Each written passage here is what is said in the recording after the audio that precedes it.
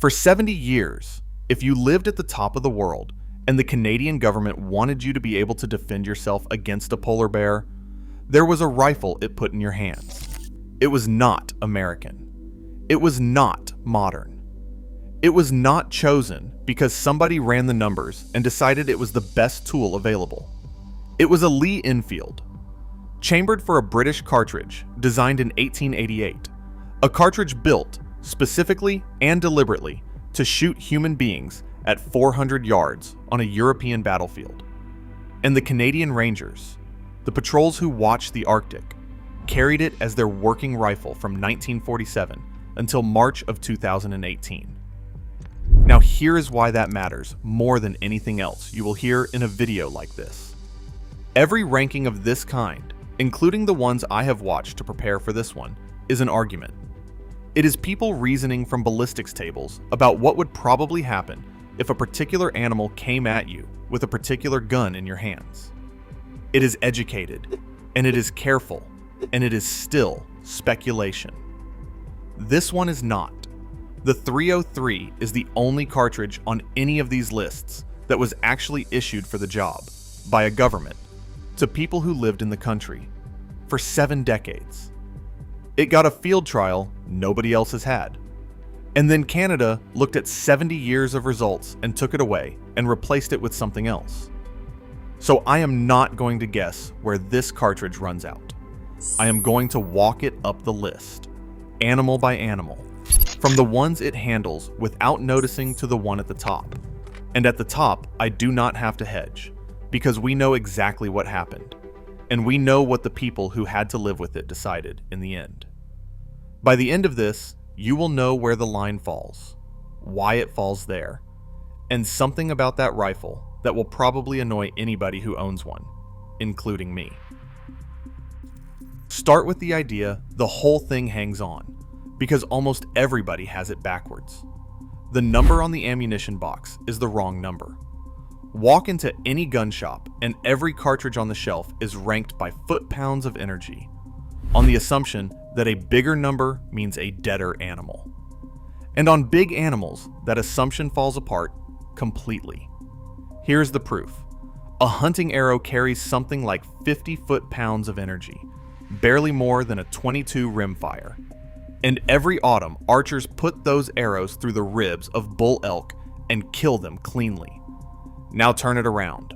A .223 makes roughly 20 times the energy of that arrow, and it is illegal for elk across most of North America because it opens up just under the hide and the animal runs off into the brush to die badly.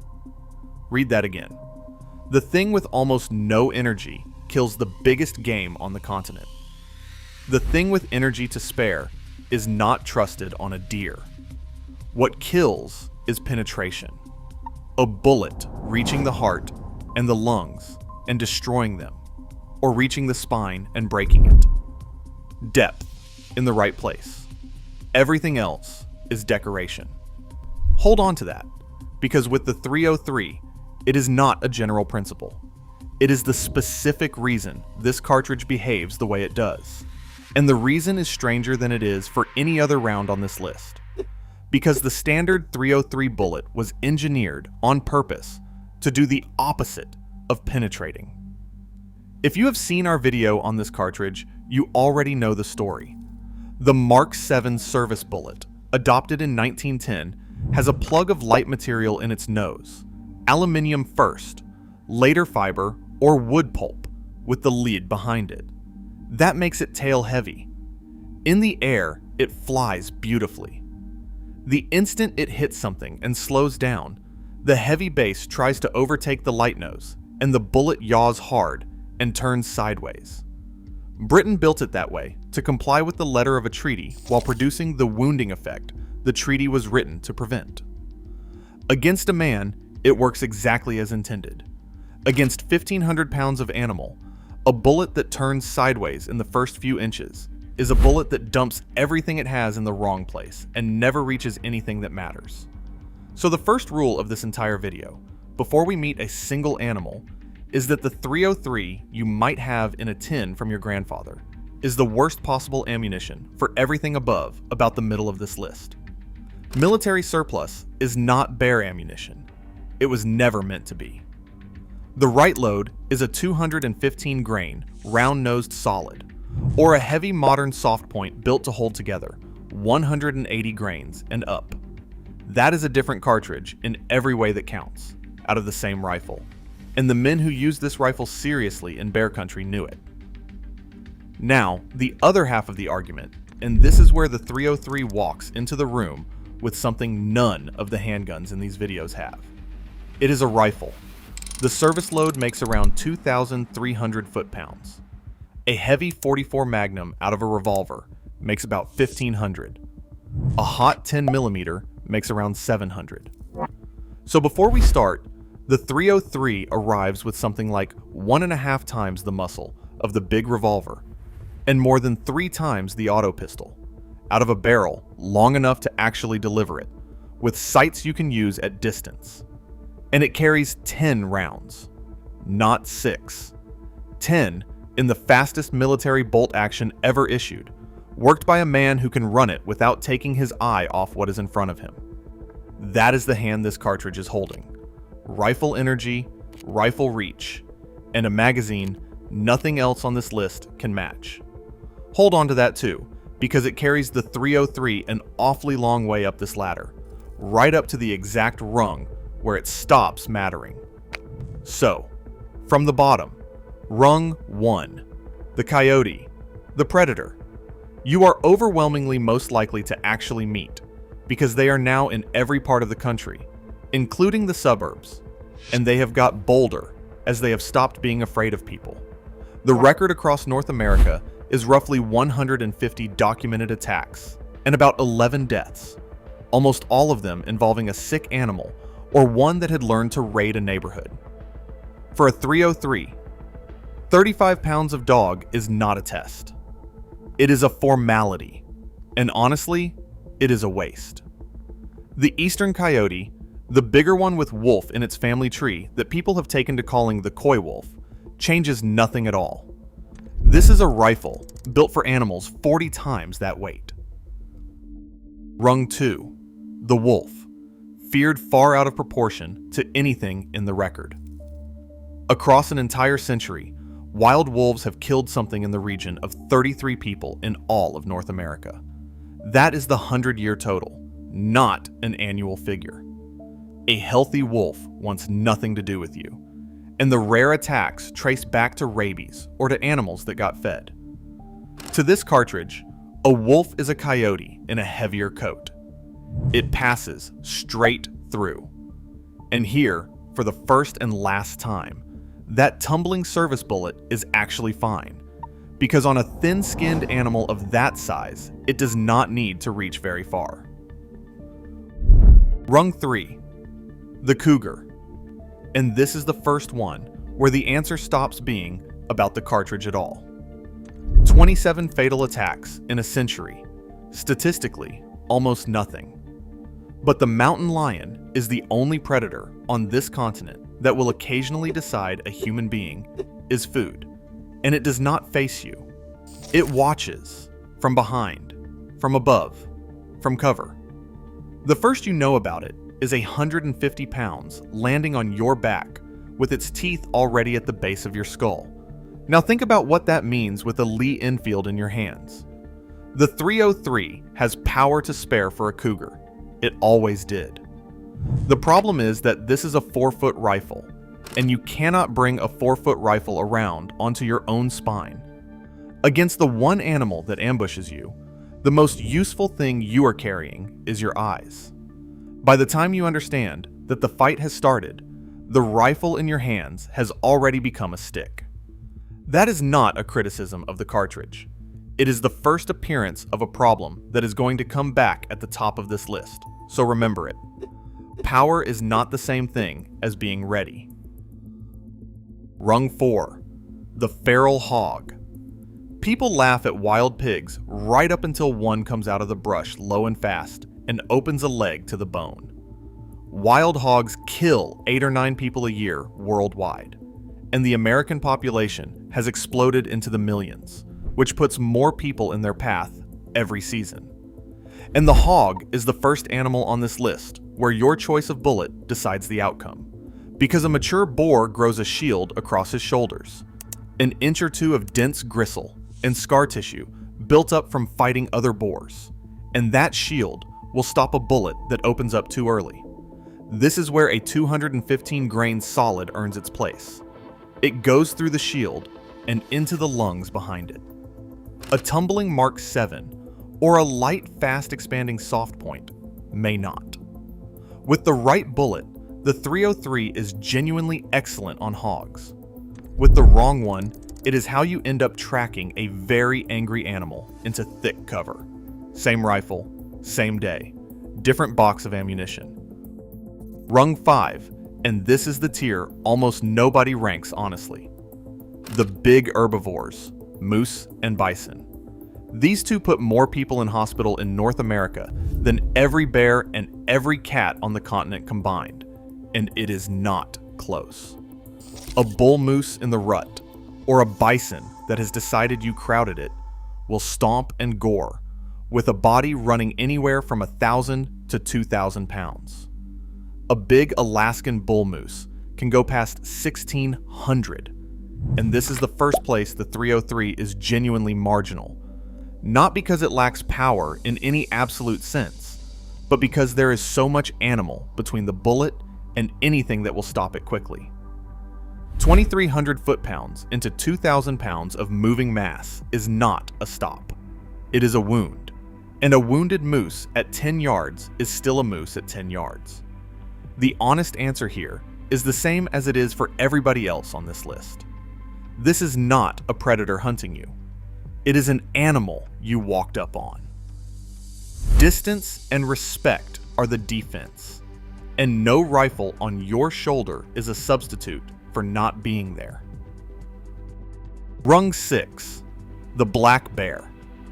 People assume harmless, and that assumption is what puts them in hospital, because predatory black bear attacks are real, and researchers who study this found something most people would never guess. A firearm succeeded against a black bear something like 38 times more often than against a brown bear. That is not a rounding error. Those are two different animals wearing similar shapes. And here, the 303 is properly at home. This is a 300-pound animal, and a heavy solid or a stout soft point out of a rifle making 2,300 foot-pounds reaches the vitals and breaks the bone on the way. 10 rounds, worked fast, from a rifle you can actually shoot. Rung 7. The grizzly and the coastal browns and Kodiaks above it. Here I have to be careful, because it is easy to be glib in both directions. The 303 has killed grizzly bears. It has killed a great many of them, over a century, in the hands of trappers and rangers and people who lived in that country, and had nothing else. That is a matter of record, and anybody who tells you the cartridge cannot do it is arguing with history. But look at what is on the other side. A grizzly closes the distance in about 2 seconds. It is built through the shoulders like a bulldozer, and a big coastal brown can weigh 3 times what an interior grizzly does. The people who guide in that country professionally do not carry a 303. They carry a heavy rifle or a 12 gauge with slugs. And they carry it because at some point in a charge, you need to physically break the animal down, not wound it. And 2,300 foot-pounds with a bullet designed in 1910 is at the bottom edge of what will do that. So, it works. It has worked. And it is not what you would choose. That is the honest position.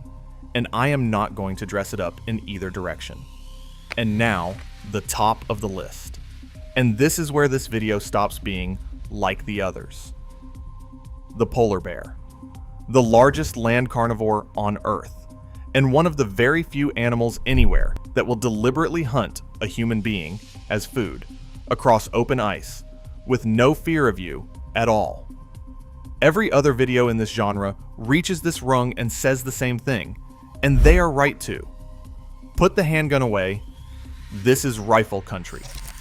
We are not in that position because the 303 was the rifle. This is the exact job the Canadian Rangers carried it for. Not theoretically. Actually, men on patrol in polar bear country, with a Lee-Enfield, because that is what Ottawa had issued them, from 1947 onward. So, what is the verdict from the only 70-year trial anybody has ever run? It is mixed, and it is honest, and it is far more useful than any ballistics chart. The rifle worked. It went on working in temperatures that stop almost everything else working, which is the entire reason it lasted as long as it did up there. A Lee-Enfield with the right ammunition, in the hands of somebody who has lived in that country his whole life and knows exactly where to put the bullet, has stopped polar bears. That happened, repeatedly, for decades. And Canada replaced it anyway. The C-19 that took over from it in March of 2018 is a modern bolt action in .308, and the reasons for the change tell you everything. The Lee-Enfields were 70 and 80 years old, and there were no spares left.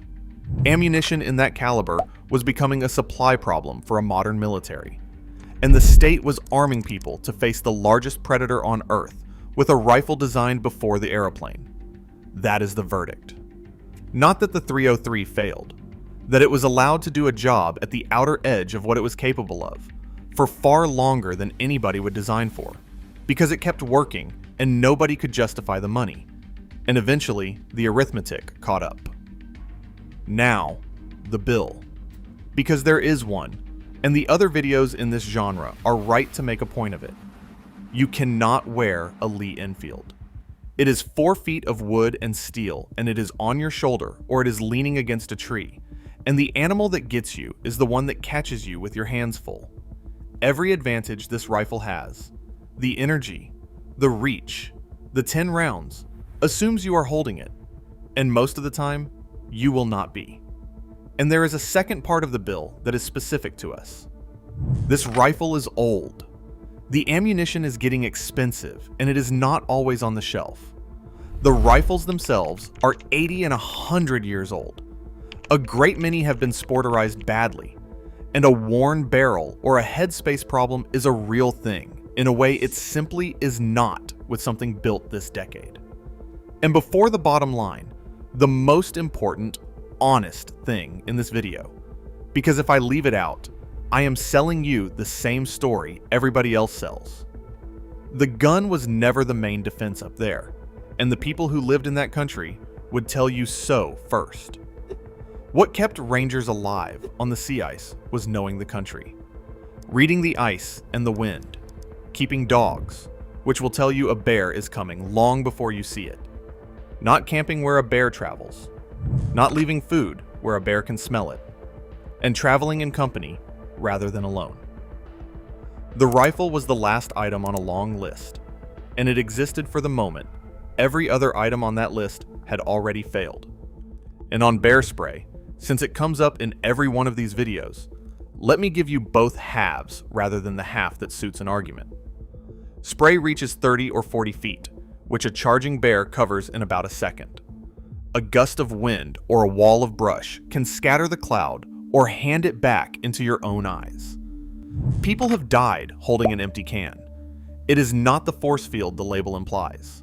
And inside those limits, when the wind behaves and it is already in your hand, it has turned back a very large number of bears without a shot being fired.